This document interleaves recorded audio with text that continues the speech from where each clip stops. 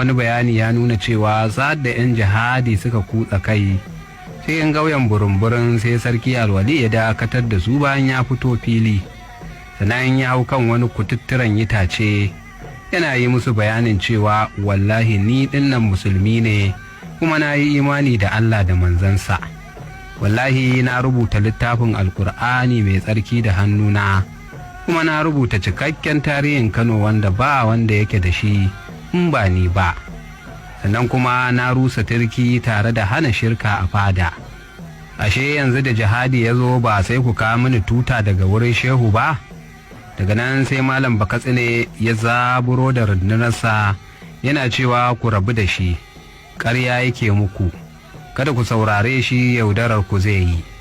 Sai kawai wani ya zaro mashi ya caka masa a kirji, nan take ya mutu, kuma har yanzu kafarinsa yana nan a bayan garin na burin. Wannan kuma shine ya kawo ƙarshen mulkin Hausawa na tsawon sama da shekaru 800 a ƙasar Kano.